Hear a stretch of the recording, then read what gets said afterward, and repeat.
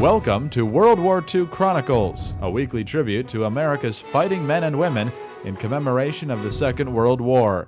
These programs are narrated by Ed Herlihy and are based on the news broadcasts of the war period from the recorded sound collection of the National Archives in Washington, D.C.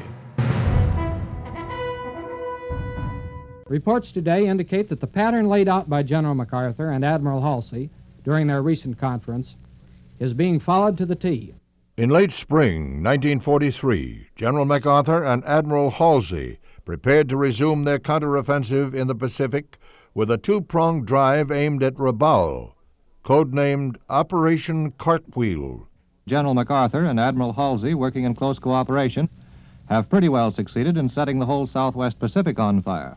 When I left the South Pacific several days ago, the Allied invasion fleets were shoving off for the little circle of islands which form the outer bastion of Rabaul and Bougainville.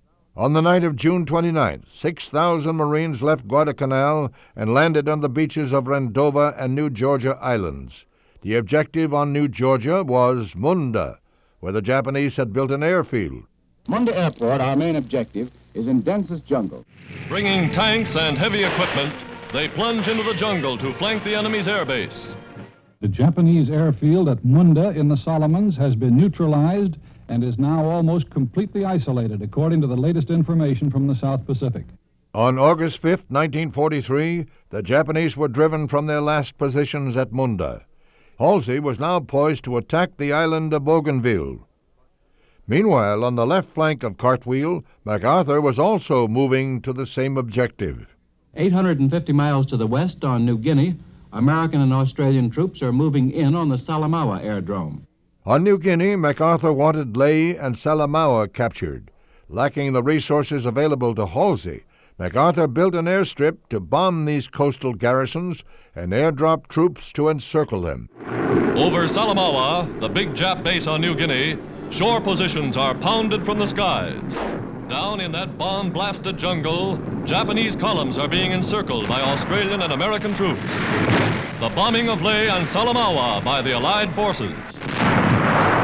After Lae and Salamaua fell in the second week of September, MacArthur's troops, too, were ready to continue the offensive. I'm Ed Herlihy. Join me next time for World War II Chronicles.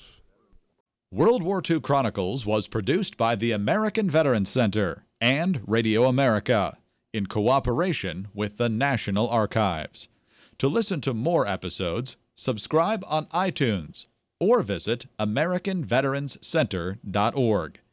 We need your help to keep the legacy of our World War II generation alive.